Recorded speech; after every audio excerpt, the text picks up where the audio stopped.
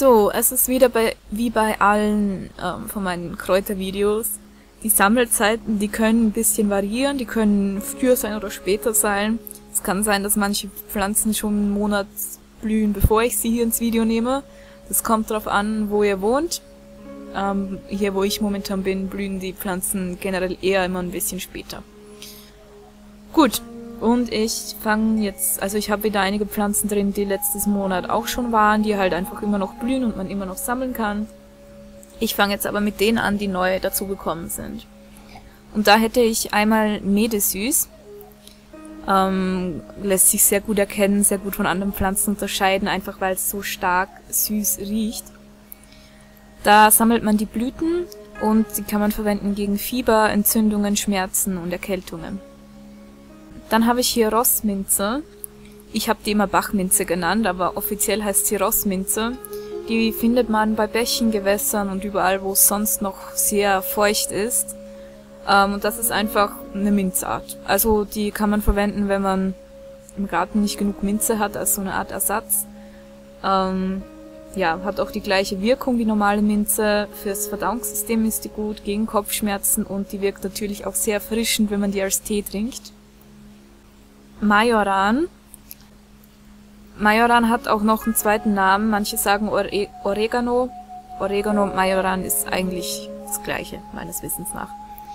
Den verwendet man hauptsächlich als Küchengewürz. Der hat einen sehr angenehmen Geschmack, schmeckt sehr gut. Der blüht jetzt um diese Zeit. Und wenn man den als Heilkraut verwendet, dann hilft er gegen Bauchschmerzen und ist sonst auch gut fürs Verdauungssystem. Was ich auch noch kurz erwähnen wollte, ist die Walderdbeere. Die sollte man um diese Jahreszeit an jeder Ecke finden und die schmecken wirklich, wirklich gut. Also wenn ihr Walderdbeeren irgendwo findet, dann esst mal ein paar. Augentrost, den findet man häufiger, als man denken würde. Das ist eine sehr kleine Pflanze. Ja, eine sehr kleine, zarte Pflanze, aber doch irgendwie sehr schön. Der hilft, ja, Augentrost für die Augen. Mit dem kann man zum Beispiel Kompressen machen und die dann auf die Augen auflegen. Baldrian sollte jetzt auch überall blühen inzwischen. Der wirkt entspannend gegen Stress. Ja, ist eigentlich bekannt. Baldrian zum Einschlafen, das verwenden ja einige. Es gibt den kleinen und den echten Baldrian. Der echte Baldrian wird halt ziemlich groß, also schon 1 Meter mindestens, würde ich mal sagen. Und sammeln tut man normalerweise den echten, das ist einfach so das Heilkraut, und der kleine Baldrian hat halt nicht so viel von diesen Stoffen, die halt diese Heilwirkung hervorrufen. Beifuß, dafür wird es jetzt auch Zeit.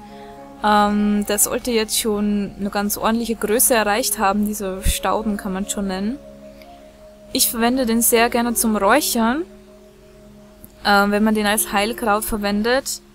Schmeckt ein bisschen bitter. Dann ist er gut für den Magen und hilft halt einfach allgemein der Verdauung. Man sammelt da das ganze Kraut, beziehungsweise hauptsächlich die Blätter. Die Königskerze, das ist auch eine sehr schöne Pflanze. Da sammelt man die Blüten davon und die kann man verwenden gegen Husten, gegen Erkältungen, gegen Halsschmerzen, was halt alles so in diese Richtung geht. Und ganz als letztes habe ich Brennnesselsamen. Die verwendet man jetzt nicht zum Heilen, sondern die kann man essen. Die kann man zum Müsli dazugeben zum Beispiel. Ja, die sieht man halt jetzt, diese grünen, winzigen Kügelchen. Oder, ja, die grünen Dinger, die an den Brennnesseln dranhängen, das sind die Brennnesselsamen. Das war jetzt eine unnötige Erklärung, aber, weil ihr seht es eh auf dem Bild, aber, naja. So, jetzt kommen noch die Wiederholungen vom letzten Monat. Ringelblumen blühen immer noch, die blühen fast den ganzen Sommer lang. Da kann man Salbe draus machen, also die wird vor allem für Salbe verwendet. Und ja, die dann für äußere Wunden und gegen Entzündungen und so. Johanniskraut, das ist schon langsam im Abblühen. Das wird es nicht mehr lange geben, aber vereinzelt findet man es immer noch. Das ist ja stimmungsaufhellend gegen Depressionen, so ein Sonnenkraut, das gute Laune macht. Schafgarbe, dafür ist das jetzt auch immer noch Zeit, die blüht auch noch. Ja, gegen Frauenleiden, gut fürs Verdauungssystem. Und als letztes Kamille. Die, wenn man welche haben will, sollte man sich selber anbauen. Habe ich ja letztes Mal auch schon gesagt, weil man die wild sehr selten findet. Die echte Kamille zumindest. Und die ist sehr gut gegen Verdauung, also gegen Beschwerden im Verdauungssystem. Und sehr gut für den Magen auch. Mein Lieblingskraut gegen Magenschmerzen, das auch, finde ich, besser hilft als jede gekaufte Medizin. Ja, das war's für diesen Monat. Falls ich irgendwas Wichtiges vergessen habe, dann schreibt's mir unten hin. Das kann immer sein, dass ich irgendein Kraut übersehe.